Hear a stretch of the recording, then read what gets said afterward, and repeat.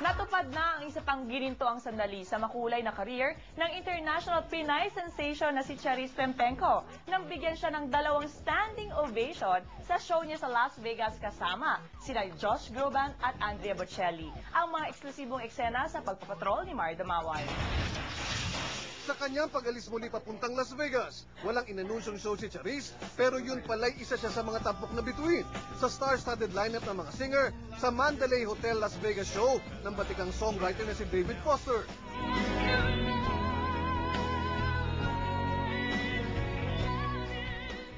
Patapos pa lang ang huling nota ng kanyang kantang I Will Always Love You, umani na si Charis ng standing ovation.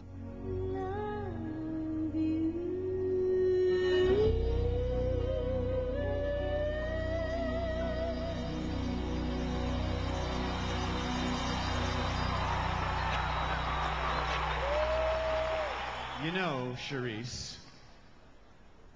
you're already just known by your first name. Madonna, Cher, Celine, Charis, it just rolls. Para kay Charis, pagkakataon muli ito para ipakita ang galing ng mga Pinoy. May mga Pilipino po ba dito? Oh, is there any Filipinos here? Okay, I love you all. Lalo pang tumindi ang paghanga ng halos 10,000 manonood nang kantahin ni Charis ang pamoso na niyang bersyon ng And I Am Telling You.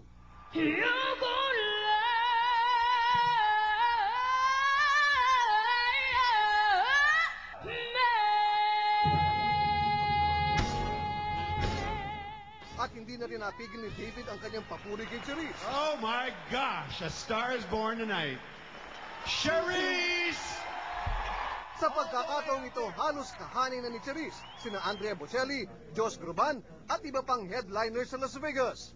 Well, I had the great pleasure of being able to stand on the side of the stage when she was performing, and she's got an instrument that, you know, if she continues to develop it and take care of it, is just one of the most beautiful voices I've heard in a long time.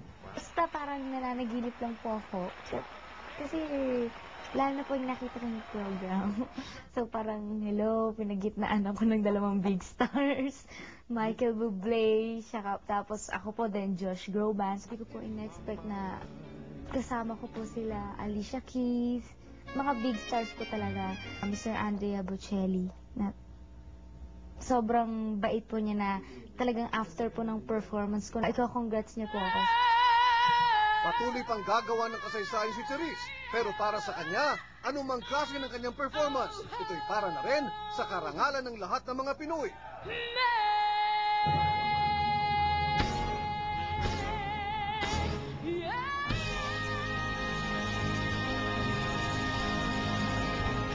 Mario Dumawal, Patrol ng